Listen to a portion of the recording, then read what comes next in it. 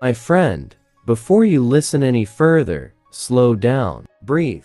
Let your soul catch up with your body. Life has been pulling you in 100 directions, and no one taught you how to rest without guilt. You are productive, responsible, strong, but inside you are tired in a way sleep cannot fix. Jesus understands that kind of exhaustion, not physical tiredness, but soul-deep weariness, the kind you hide behind smiles, achievements, and silence.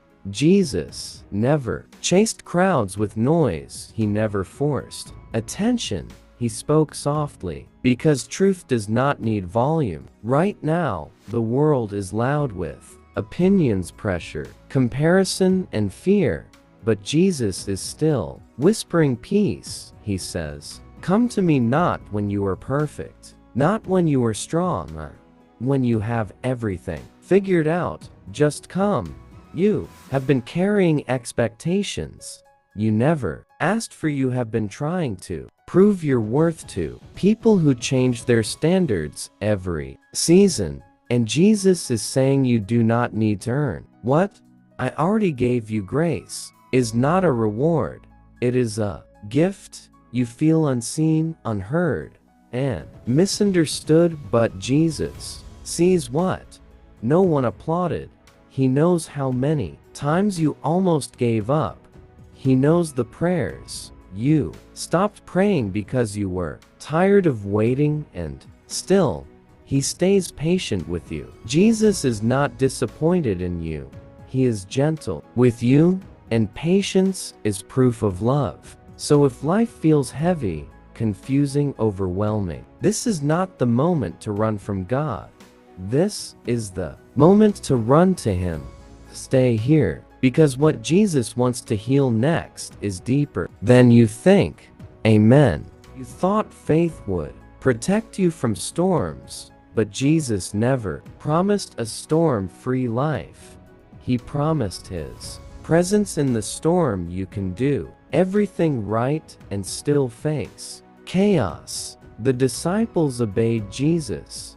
They got into the boat because He told them to, and yet the storm came. Waves crashed, fear rose, and control disappeared. And Jesus was there, not panicking, not running, not anxious, because peace does not panic. Some of you feel like Jesus is sleeping. In your crisis, you pray, but nothing changes. You believe, but nothing moves, and your heart asks, "Do you even see me?" Jesus wakes up, not worried, not rushed, and He speaks to the storm, and the storm listens because creation recognizes its creator. The storm obeyed His voice before the disciples did.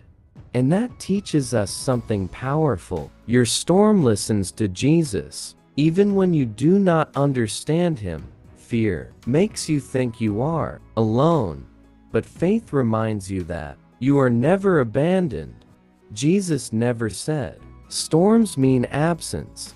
Sometimes storms reveal presence. You are not being punished. You are being shaped. Pressure does not mean rejection, means preparation. Jesus is not late. He is intentional. What feels like delay is development. What feels like silence is strengthening. You are becoming deeper, stronger, more rooted, and you do not see it yet, but heaven sees it. You asked God to change your life, and He allowed a storm, because storms change foundations. Storms remove weak attachments. Storms reveal what really matters, and Jesus is standing in your boat even now, speaking peace over your future. You will not sink. You will not drown. You will not be destroyed, because Jesus is not finished with you. Yet the storm has an expiration date, but your calling does not hold on, because help is closer than you think. Amen. Before the world knew your name, Jesus already called you before people labeled you Jesus, loved you before you proved anything. The world remembers your mistakes, but Jesus remembers your purpose. People see where you failed, but Jesus sees where you are going. He never introduces you by your past. He introduces you by your calling. When Jesus met Peter after the resurrection, he did not shame him. He did not remind him of denial. He asked one simple question: do you love me? Because love restores what fear destroyed. Some of you are still living under old labels: broken, weak, not enough, failure. But Jesus is calling you something higher: redeemed, chosen, restored, forgiven. The voice in your head that says you are finished is not the voice of God. Jesus does not speak death over your life. He speaks life, and where Jesus speaks life, things begin again. You may feel behind, but you are not forgotten.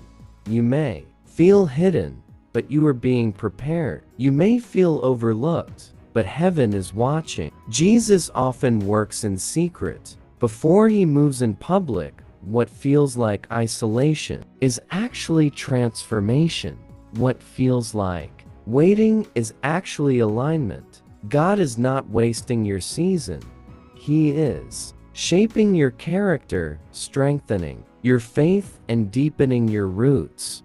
Because what is coming requires depth.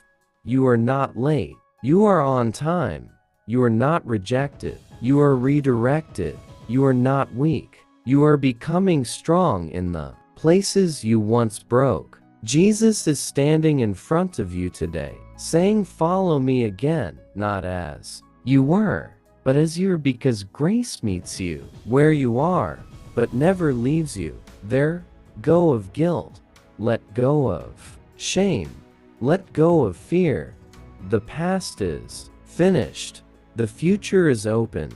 And Jesus is walking with you into it. You are still chosen. You are still loved. You are still called, and nothing can separate you from the love of Christ. Hold this truth in your heart and move forward with faith, because the same Jesus who calmed storms, who restored the broken, who conquered death, is holding your life in his hands, and he will not let go. Amen.